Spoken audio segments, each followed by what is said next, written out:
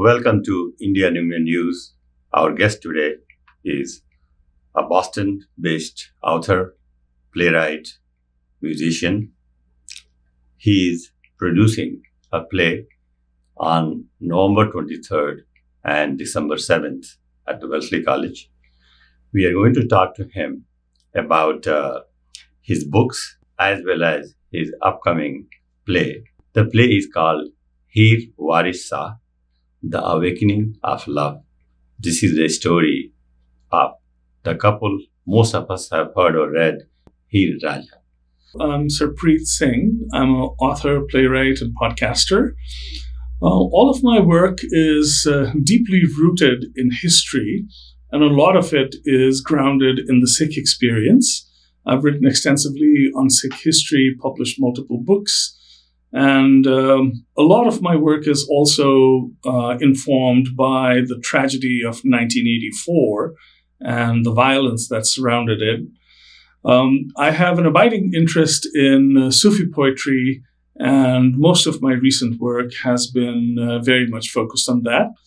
I have my own podcast called The Story of the Sikhs, which tries to demystify the Sikh faith and introduce its history and philosophy to a new generation. Heer and Ranjha, The Awakening of Love, is a new play that comes out of my translation of Waris Shah's epic, which is a masterwork of Sufi poetry. The story of Heer and Ranjha is often compared to Romeo and Juliet, and indeed, Waris Shah is often compared to Shakespeare for his innovative use of the language. Waris Shah, it is not an exaggeration to say, has elevated the Punjabi language with his magnificent poetry. The play brings together Waris Shah's original poetry, which is sung live, along with original music and dance inspired by classical and folk traditions. It has a large ensemble of 24 actors and some of the most talented Indian classical musicians in the Boston area.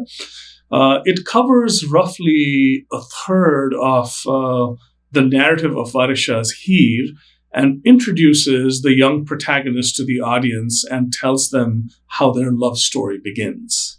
So, Singh Saab, welcome to our studio. Thank you. And so we have been in Boston for such a long time. This is the first time we are meeting. Indeed. Yeah, so it's a pleasure to see you. Thank you. And so let's first start with your journey. You have written how many books so far? I've written 6 books so far. 6 books. Yes. And they relate with, just tell us about them, what type of books?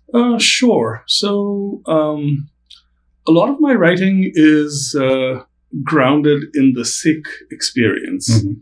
And I would say I've written extensively on Sikh history. Mm-hmm. I have also written extensively on the terrible events of 1984. Mm. In fact, that's what got me started as a writer. The one in India. Yes, after Mrs. Gandhi's assassination. And of course, the events leading up to that as well. Mm. And of late, I would say I have been very drawn towards Punjabi Sufi poetry. Mm-hmm. And one of my previous novels, The Sufi's Nightingale, which has just been reissued globally, is based on the life of a 16th century Sufi master, Shah Hussain, who's considered one of the greatest poets in the Punjabi language. And most recently, I've been quite immersed in Waris Shah's Heer, which this play is based on. Okay. So now let's come back to the play. Yes. As I mentioned earlier in my introduction, that Heer and Ranjha, we really grew up with the name. Of course. Many of us even don't know what the whole story is, but when we talk about love, Indeed. the name pops up there. So tell us about the Heer and Ranjha story, when it happened, how it evolved, Sure. and how the story has changed over the years. Of course. Over the hundreds of years. Hundreds of years. Yeah. Indeed. So, Heer, or the story of Heer and Ranjha, has pretty much become a trope in the Indian subcontinent. You know, it stands for tragic love. A lot of people have heard about Heer and Ranjha, even if they're not from Punjab. Mm. So the story is set in Jang Sial, which falls in modern-day Pakistan, And it's the land between the river Chenab and the river Ravi. And one thing that some of your listeners might not be aware of is that there are many, many versions of Heer. The first known version of Heer was perhaps written sometime in the 1500s by one Damodar Gulati, who hailed from that part of the world. And I would say the canonical version of Heer, if you will, was the one written by Waris Shah, who was a Sufi Peer, which was written roughly in the 1700s. So your play, would you talk about that? Yes, okay. My play is based on Waris Shah's Heer, indeed. And the play is being performed on the 23rd of November at the Musician Center of the Arts in Watertown as part of the SAATH Festival, which brings together a plethora of playwrights presenting plays on South Asian themes in various South Asian languages. So to tell you a little more about the story of Heer and the play, Waris Shah is often called the Shakespeare of the Punjabi language. And indeed, Heer and Ranjha is often compared to Romeo and Juliet because it is, of course, at its core, a tragic love story. But it's so much more. If you engage with Waris Shah's original, so Waris Shah's original is an epic poem, 600 plus verses long, and it's a masterpiece of Punjabi Sufi poetry. In fact, it would be fair to say that Waris Shah truly elevated the Punjabi language, gave us a lot of words. There really is no Punjabi poet quite like Waris Shah. Now, while the story is a tragic love story, it has many, many layers. Waris Shah is a keen observer of the human condition and society. And some of the most interesting aspects of his writing, which of course is a part of my play as well, is his observation of society. Waris Shah is sarcastic. Waris Shah is witty. Waris Shah is also very bold. And he doesn't hesitate in taking on the institutions of society fearlessly. He takes on the clergy and its hypocrisies. He takes on the world of commerce and its indifference to humanity. He takes on the patriarchy. And one by one, he exposes their oppression all the time in the context of a fantastic narrative.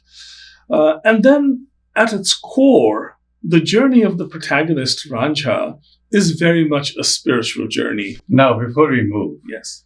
So is there any truth, historical fact, or I think just a pure fiction? So, Heer Ranjha is a Qissa, which literally translates to fable. So it's definitely a work of quote-unquote fiction.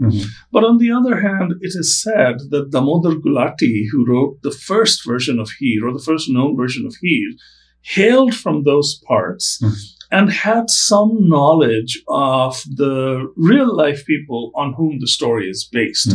How much of it is true and how much of it is fiction, it's very difficult to tease out at this point in time. But we cannot talk of love without Heer and Ranjha. No, you cannot. Just like, in the context of English literature, you cannot talk about love without talking about Romeo and Juliet. Sure. It's exactly the same with Heer and Ranjha. Absolutely. Okay. So now, so how the story had changed, if you can come to the modern times of Heer and Ranjha? So at its core, the story has not really changed. Okay. It's just that the different writers of Heer portrayed their protagonists in slightly different manners. For example, Damodar's Heer is much more militant than Waris Shah's Heer. Though Waris Shah's Heer is no shrinking violet either. She has a strong personality. She is willful. She is fearless. So these aspects of the story tell us the story like as a background. What the story is exactly? Sure. I'll give you the story in a nutshell. Okay. So Ranjha comes from a village called Takht Hazara, and he comes from a prosperous Jat family, so, agriculturists. He's the youngest of 8 brothers, and he's his father's favorite.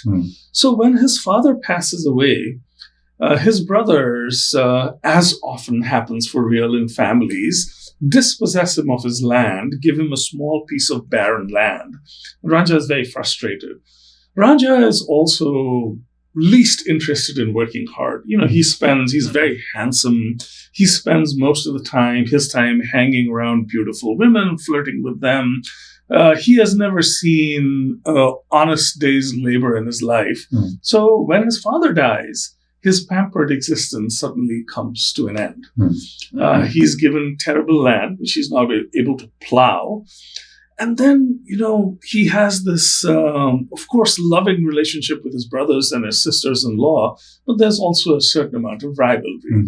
So he fights with his sisters-in-law, and they taunt him.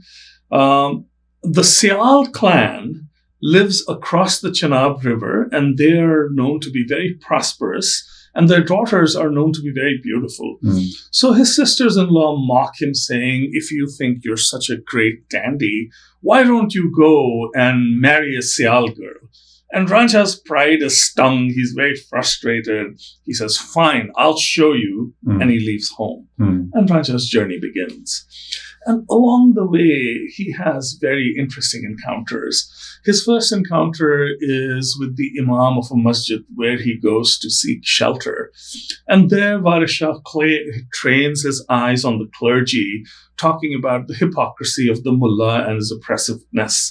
And Ranjha has a long dialogue with him and then sets out further. He has to cross the Chenab River, where he meets up with a boatman. So this is a very Shakespearean comic interlude in Waris Shah's Heer, where the boatman refuses Ranjha passage because Ranjha has no money, and the boatman really represents the world of commerce in society, which has no compassion for the human being.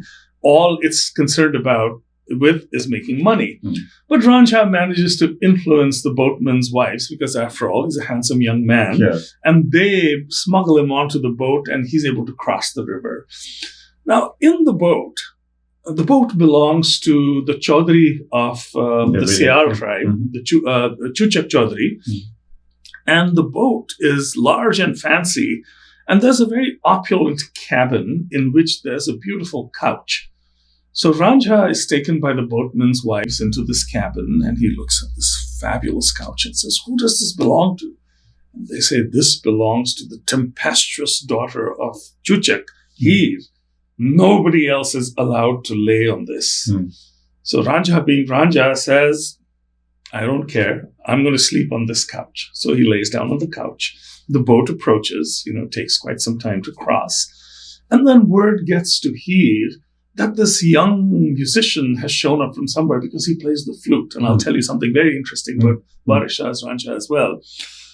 She learns that somebody is sleeping on her bed, which is a no-no. Nobody sleeps on the chief's daughter's bed.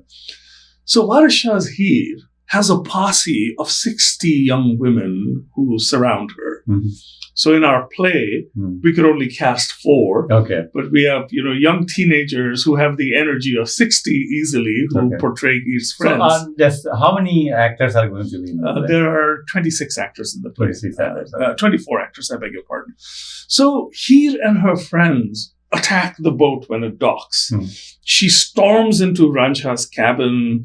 She has a stick in her hand. She wants to beat him up. She wants to teach him a lesson. And the two look at each other, and you have love at first sight. So a dialogue follows. And, of course, this is all peppered with Waris Shah's beautiful poetry, where he expresses how they fall in love. And Heer decides that this is my beloved. So she hatches a plan. Now, in those days, of course, wealth was mostly measured in cattle. So her father has a huge herd of cattle.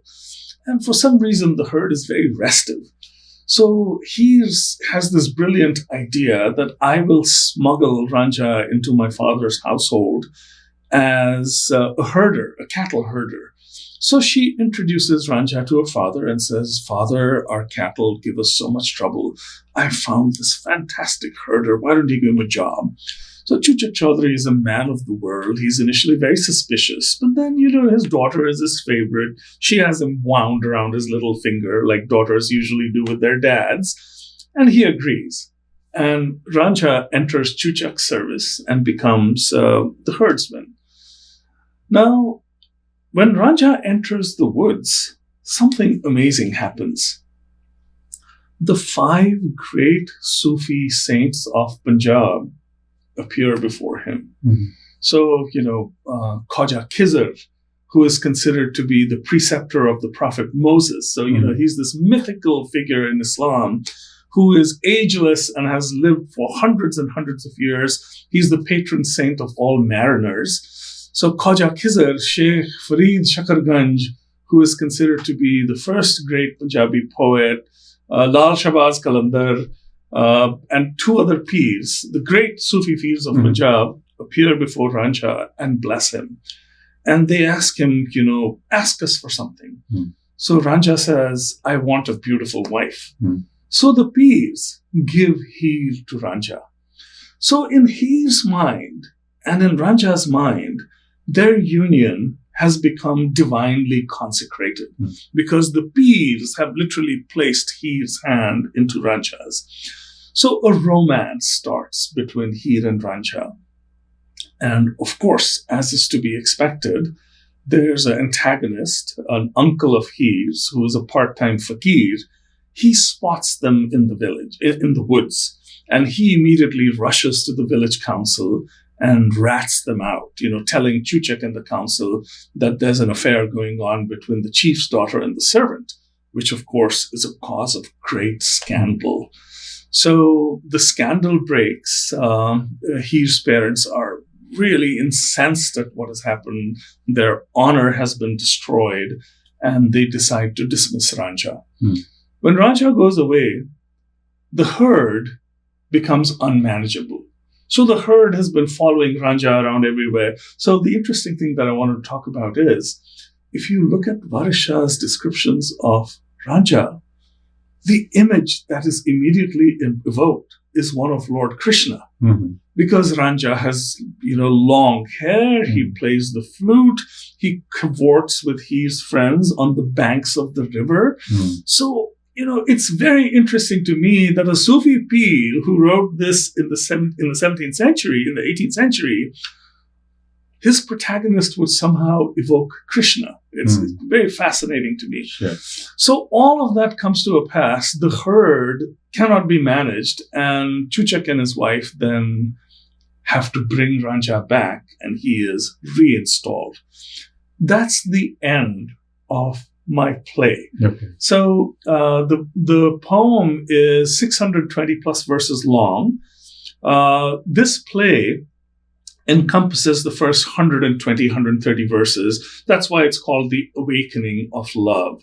So the rest of it is a spoiler, and I'm not going to talk about the rest of the story. I'm going to stop right over here. Sure. So that's the arc of the story of how Ranjha leaves his village, starts his journey, ends up in Jangsial, meets the chief's daughter, has a romance with her, is kicked out, and then is brought back again when his parents, despite being angry, find out that their wealth, their cattle, is being destroyed. So now all of a sudden honor takes a backseat and financial reasons come to the forefront, and immediately they bring Ranjha back. And then, So how do you call the tragic story?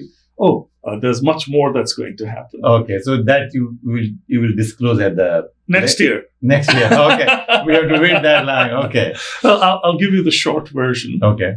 So Heer is married against her will into another prosperous Jat clan from a village called Rangpur. And that's one of the most sort of disturbing episodes in Waris Shah's epic of how Heer is coerced into marriage. So there's a huge transformation in Heer. She goes from being this tempestuous, beautiful, spirited young woman into someone who's completely broken. So she is married off. She is sent to her in-laws' place. Ranjha is desolate. Ranjha decides to give up the world and renounce the world and become a yogi. So in so many Bollywood films, you've seen, the protagonist takes on the garb of a yogi to go and win the girl. Where does it come from? It comes from Heer and Ranjha. So, in Pakistan now, in the Eastern Salt Range, there is a peak called Tilla Jogiyan. And back in the day, it used to be a huge monastery of a sect of yogis, the Nath yogis, who are also called the Kanfata yogis. Gorakhnath used to be their preceptor. In the time of Ranjha's tale and in the time of Guru Nanak Sahib, their preceptor was one called Bal Godai or Balnath. So Ranjha goes and meets with Balnath, and Balnath is very reluctant to make him a yogi, but Ranjha persists and persists and persists. And Balnath essentially, takes him on as a initiate, and Ranjha becomes a yogi. So Ranjha, unrecognizable in the garb of a yogi, then goes to Rangpur, where he finds out what's happened with Heer. And then through a convoluted series of events, the lovers are reunited. And they decide to run away from Rangpur Khera and go back to Heer's village. And that's where the story ends in a tragedy, which I won't talk about. Okay, good. So now let me ask you, imagine you are the writer, you are the Sa, the poet who based the story. And since you are much more familiar with the story, if I ask you that today, based on this plus your own experience and other books you have written and read, how do you define love and romance in today's context? Had it changed? It is the same? Oh gosh, that's a tough one. That's why I want to hear from you, yes. And I'm not sure I'm the right person to talk about it. But at least if you talk from the Mr. Sa's point of view. Yeah, the conflicts that Waris Shah talks about are still alive and well. Station in society is very important. One person is rich, another one is poor. One comes from a certain faith, another one comes from a different faith. The family has a certain sense of honor, and it's always the woman whose responsibility is to uphold the honor. And it doesn't matter what your sons do, but your daughter's virtue absolutely is sacred. So a lot of these aspects of society that Waris Shah talks about that impact love and relationships are still alive and well, particularly in traditional, society. In the Indian context. In the Indian context. Here it is different. Here it is very, very different. Though, my hair is gray, and I've certainly observed a lot of these things in families close to me over the years. A lot of these considerations still come into play, when young people decide to strike out a certain path, and when they don't align with their parents' expectations. Maybe what the parents end up doing is not as severe as what his parents do, but the sentiments are still exactly the same. So, the bottom line is, the human condition is the human condition. And, it's sad to say that some of the ills that Waris Shah takes aim at or took aim at 300 years ago, they still stalk human society even today. The hypocrisies that he condemns, the oppression that he condemns, you could almost argue that some of the oppressiveness has become heightened in modern times. So in that sense, the story is very relevant to today's world, I feel. Great. So now, before I let you go, I have to talk to you about one more. Those of us, people like us and some of the viewers, who may not be very familiar with Punjabi literature, it seems like it's a very rich the literary world, which at least I have not been exposed.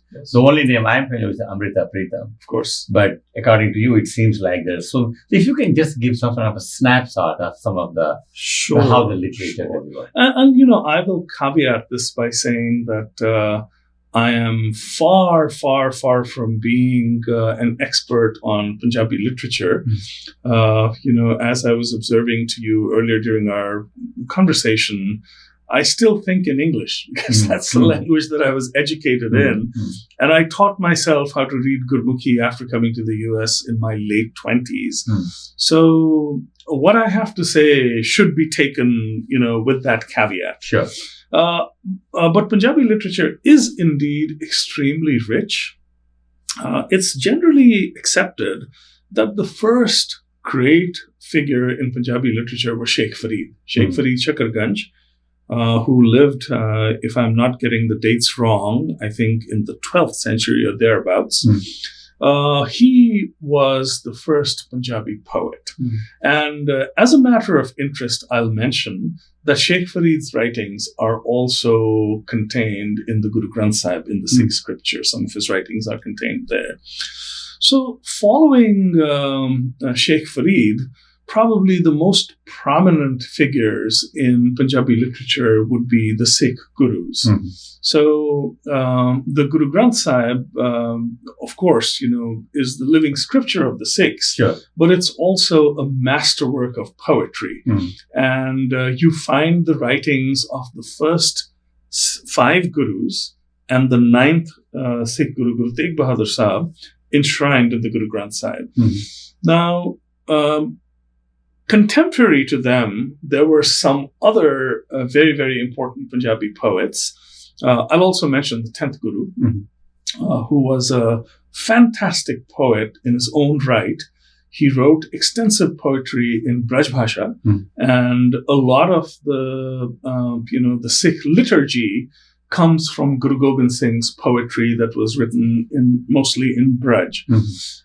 So contemporary to the 5th Sikh Guru, the second great Sufi poet of Punjab was Shah Hussain. So one of my previous novels, The Sufi's Nightingale, which is also coming as a play to Boston next year, is based on the life of Shah Hussain, whose poetry is very different from Waris Shah's.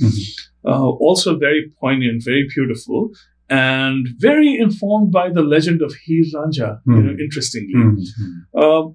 So he was followed by several other great Sufi poets, and I'll talk about a few who are my personal favorites. Sultan Bahu was one. Bulle Shah. So Bulle Shah is very well known. So Bulle Shah preceded Waris Shah. So he was sort of one of the next great Sufi poets, and in his writings, of course, the romance of Heer and Ranjha often appears as a trope.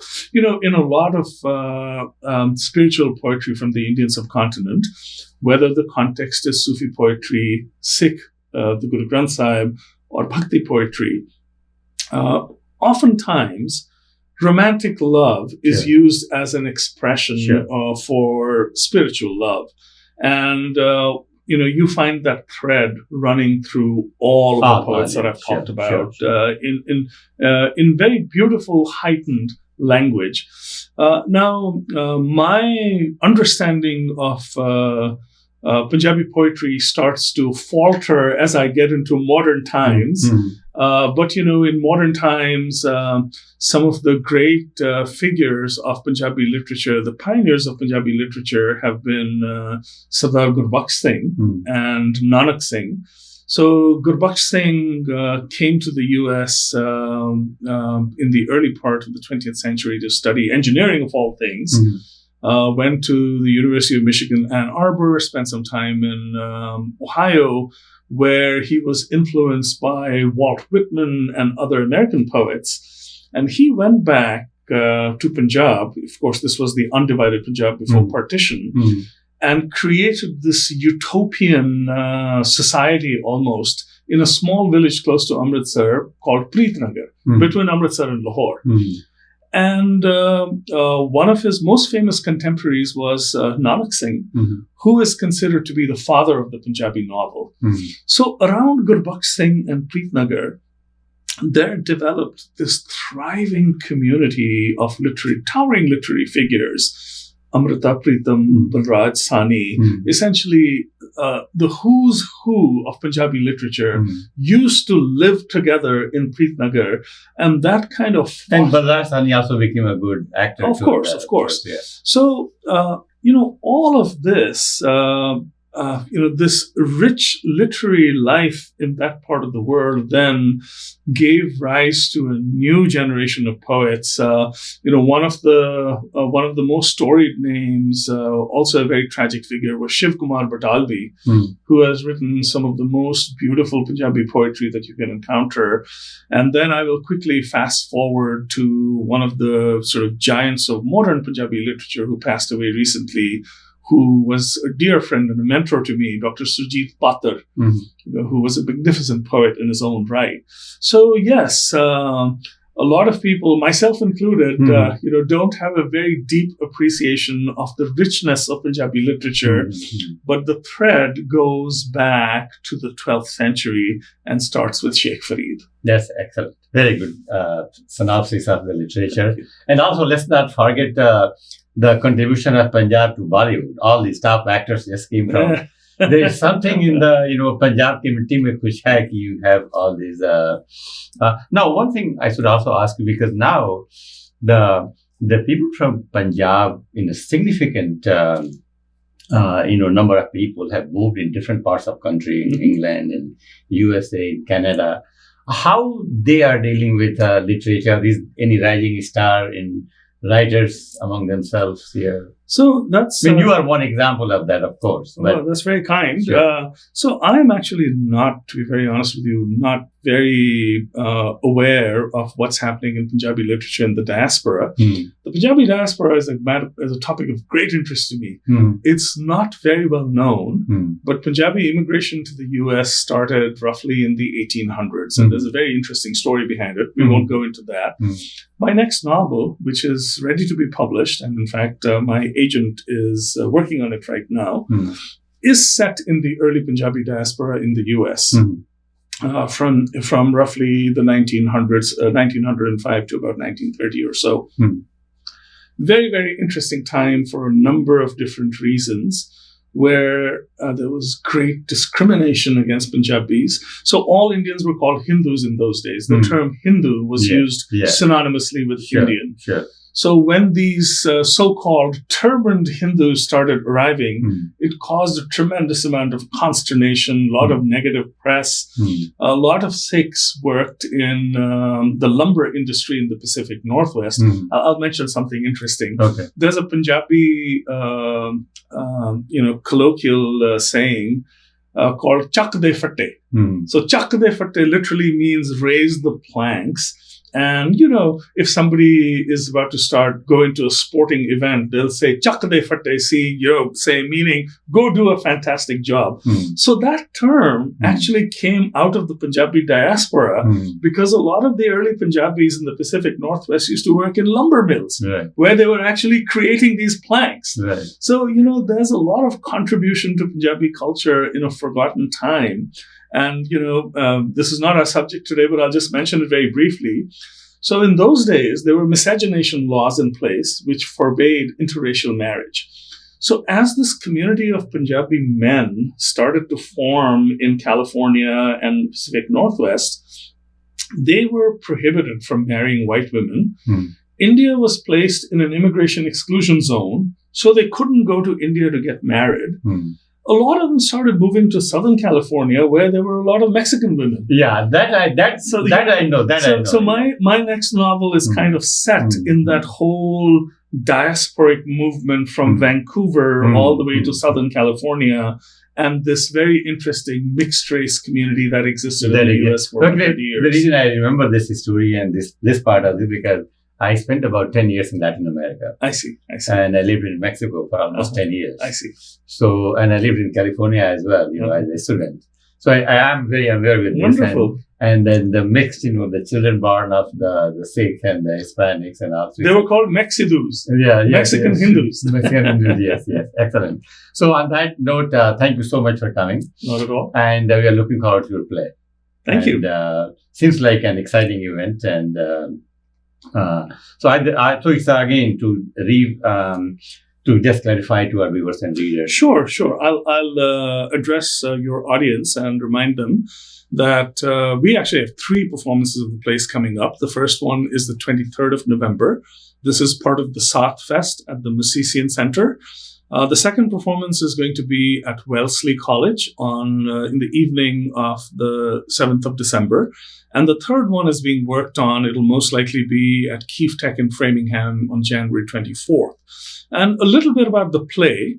So the play comes out of my translation of Waris Shah's poetry, which I've been working on for a couple of years. There is a lot of singing of Waris Shah's Heer. Waris Shah appears as a character in the play, and the singing sets the stage, so to speak, and acts as commentary. We have a large ensemble. We have 24 actors, and we also have live music, and the play also has dance. I have two brilliant choreographers, and they have put together dance based on both folk and classical elements. The music is performed by a live ensemble. I'm sure this is going to be a very engaging experience for the audience, and I would love to encourage everyone to attend. And please do support the SAATH Festival. Off Kendrick is the organization that does this. They've been doing a stellar job for several years, bringing high-quality South Asian theater to the Boston area.